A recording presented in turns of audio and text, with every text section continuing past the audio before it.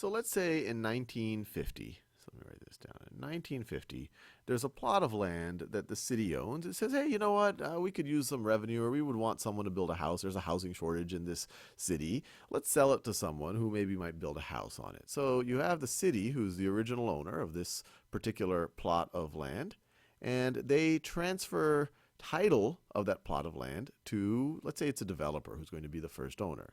So they transfer title of that land to a developer. So I'll just call them the developer right over here.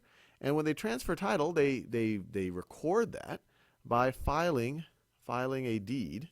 So filing a deed with the county. And you sometimes file with the city, sometimes with the county. So this is at the county's office right over here. So this is the county. We're going to assume that we filed these things with the county. All right, fair enough. Let's say the developer lives in that house for some time. Actually, maybe the developer lives in that house for a while, and he and his wife, they unfortunately pass away. And so it gets in 1970. So let's say it's in 1970. They pass away. And so and maybe they didn't even have a will. And so it just gets transferred to their closest relative.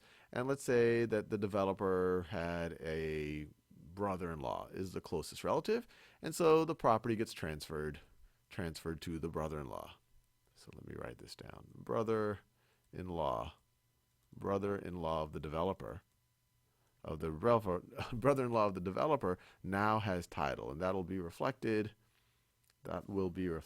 in another deed. So let's call this deed 1, and now this will be recorded in the county recording office. This is deed 2. And then let's fast forward now to 2000. The brother-in-law and his family has lived there for a while. And so now it is the year, let's say it's the year 2000, and they are looking to sell the house. And there is a buyer who's interested in that house. So this is, we'll call this owner 3. But before she buys a house, she prudently wants to make sure that the title is clean, that this brother-in-law really does have title, that has ownership, not just possession of the house, that there aren't any liens on the house, some back taxes or some contractor that did work that claims that it was never paid, whatever it might be.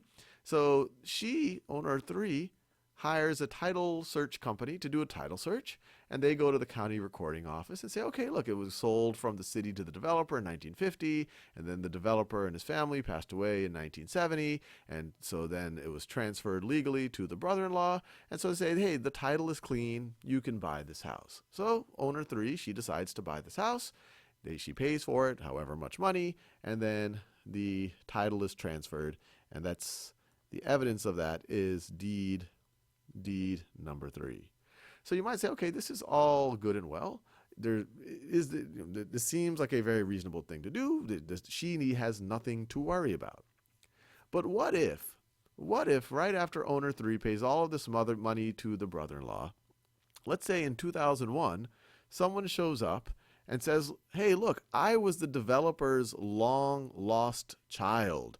I had the rights to this, not the brother-in-law. So I lay claim to this house. So this right over here. So someone says, this should have been me. This should have been me.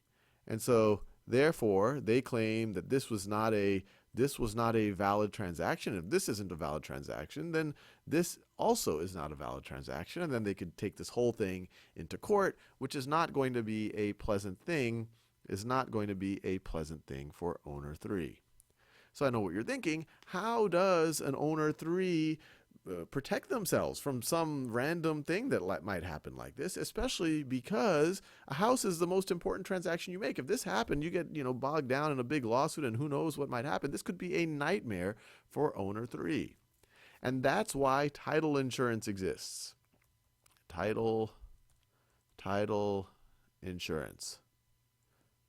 The whole purpose of title insurance is, okay, you should do a title search. You should make sure that the title is clean, that there aren't any liens or encumbrances, any claims to the property, and that everything has been filed. You would also have a non-clean title if somehow, these people didn't file this properly, if deed 2 is shady or didn't have all of the proper language.